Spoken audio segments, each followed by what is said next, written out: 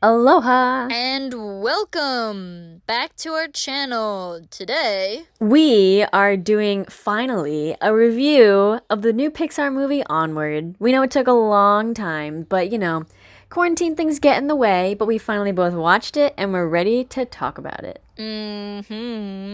notice how today we are dressed perfectly to review this movie. I want to start by saying I loved the character Ian, and I thought he was very relatable. Because when you get older, like when everyone gets older, like they always say like stuff that they're gonna do better, like I'm gonna learn how to do this, I'm gonna be more confident. And I just thought it was cute of him to like make a little list of things that he could try to do better. And then I felt so bad, like when he was crossing everything off, like he didn't get to do anything. But he didn't, I mean, did he honestly expect he would achieve all of that in one day? Like, you can't do that. So I thought he was a very cool and cute and nice character. Yeah, honestly, like Ian was such a cute character and like you said, like totally relatable. Like we all do it at some point. We make like either a bucket list or like a daily list or just like things we want to do, And it never really gets done. But like to the way, that he like looks back after all that happened and he's like, "Wow, you know what? It like kind of did work out still." Like it was so touching, honestly. Yeah. Okay, next, I want to say that Barley, he was a good character too.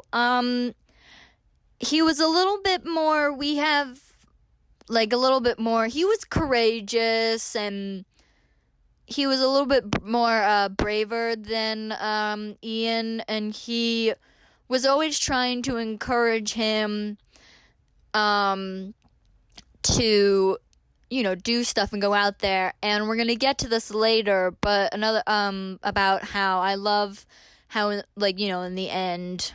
Well, we'll talk about that when we get there. But I love the relationship that they have together is just so wholesome and pure and just lovely. And they both lift each other up and support each other so well. Even though, like, Ian does kind of, like, we find out later that he kind of maybe a little bit thinks that his brother is kind of a screw up.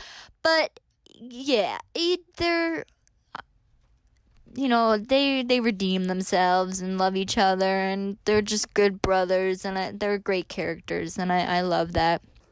Yeah, it was almost like, well, obviously at the beginning, you're kind of set up to think that, like, oh, Barley isn't in college. He's kind of like a dropout. He doesn't know where he's going in with his life. But then you learn, or you come to understand that he's just like any other person. He's just as fine doing what he loves to do. And, like, he is such a great figure for Ian and he doesn't even realize it. And it was just like, wow, like what a strong character arc that they have in this movie and the relationships between the characters. Like, I don't know how to explain it, but it's just very nice to see, you know? That, like, just the fact that, I mean, I love the fact that, like, the dad was gone instead this time. I know it's not Disney, but it's always the cliche that like the mom is gone in Disney movies, but it was the dad this time, and I thought that was cool. So then you got like the fatherly figure element in this movie, and that was super important to me. I loved that.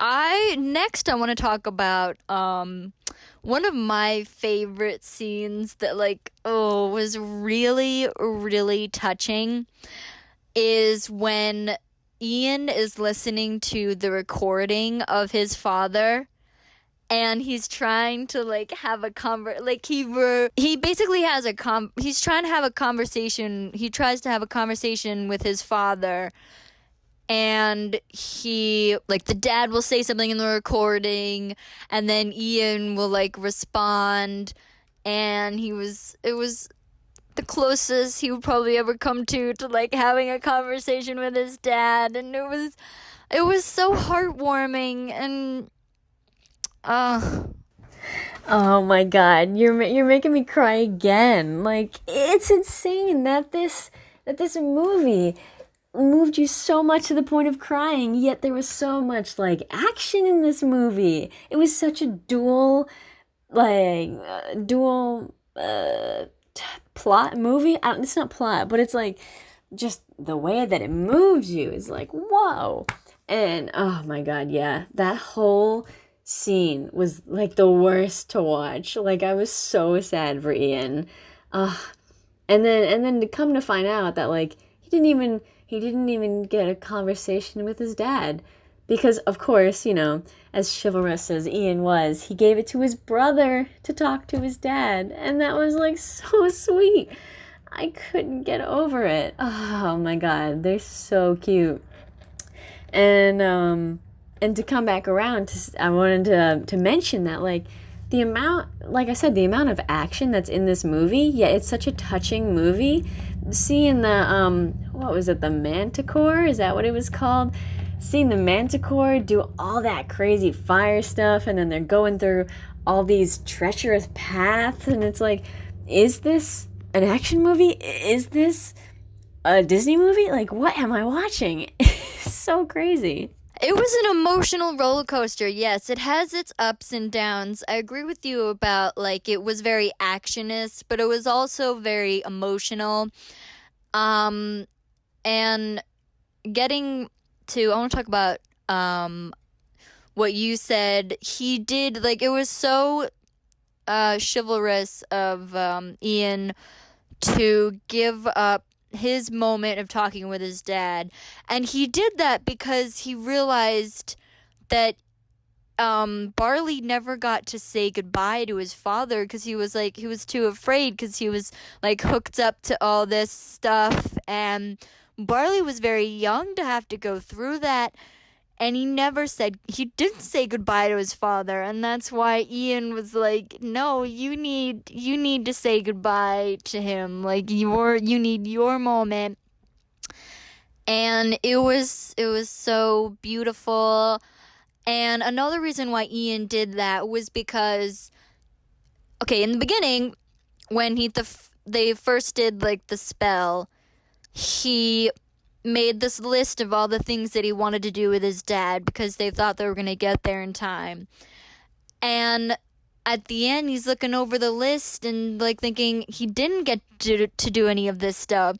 But then he thinks about how he's had Barley his whole life, and that Barley was like a father figure to him, and Barley did all of the things on the list for him.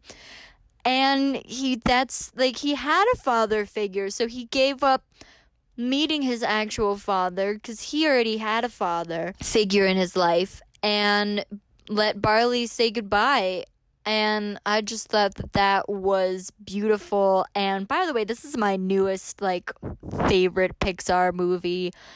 I'm in love. I love it. I think it really is something like this movie really shows how well Pixar can put such a relatable message, an important message, into these movies that are all magical, fantasy, animated. Like, it impresses me every time when Pixar comes out with these insane life lessons that are to these, like, I don't want to say plain old simple animations, but they're not like insane adult movies, but they're kind of adult themes, like things kids need to learn as they get older, and even we need to learn because let me tell you, nobody is ever as put together as you want to be, like you'll never be the perfect person.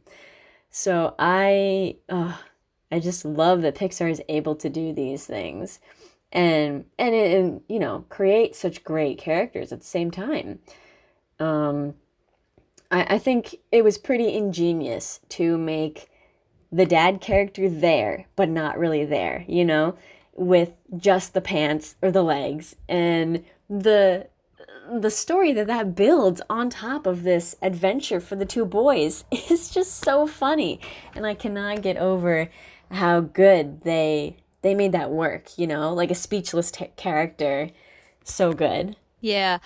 I agree. I was really worried about this movie. Like, well, not really that worried, but it to me it looked like something like that Pixar had never. Well, okay, they did do a world that was like all monsters though. So that was, but this was like fantasy, and then there was that whole thing that it would like break the Pixar theory. But it you could go watch the Super Carlin Brothers video. I think they did do a video of where it fits in the Pixar theory, so that's safe. It I just love this movie, and it was so well put together, and the story that it created. Oh, wait a minute, hang on. Last thing I want to mention. I mean, they're only on screen. Everyone's gonna rant about this, and they're only on screen for like a tiny bit. But there was their first, no, not their first, but they did have an LGBTQ character in this movie. It was one of the cops that Barley and Ian were trying to fool, and she said, "My girlfriend's daughter got me pulling my hair out." So there was a little lesbian, like lesy relationship in there. So we got that. That was good. Um, I don't think I have anything else to say. I think I pretty much said everything that was on my mind and all the great, glorious moments. I love this movie. It's just amazing. Also, I just want to throw out there I do have a crush on Ian. It's my new cartoon crush. It's unhealthy, I know, but he's there. Thank you. That's all I have to say. I mean, we did say once before that Tom Holland voices Ian, and how much better could you get? Like, Tom Holland. Tom Holland is a babe. And I mean, actually, all of the voice actors in this movie are incredible. So I don't blame you. I don't blame you. I do wish that in such a fantasy world, you think that the LGBTQ might have been upped a little bit more, but I know that we're all getting there at our own pace. And Pixar is owned by the big companies anyway, the big people up top, so I don't expect them to go very fast, but I did like the little nod. That was a very cute little thing to put in there. I appreciate that. All right. I think we're done. Thank you for watching. Yeah, definitely go see Onward if you haven't. It's on Disney Plus now. Yes. Okay. Bye-bye. Thank you for watching. Bye.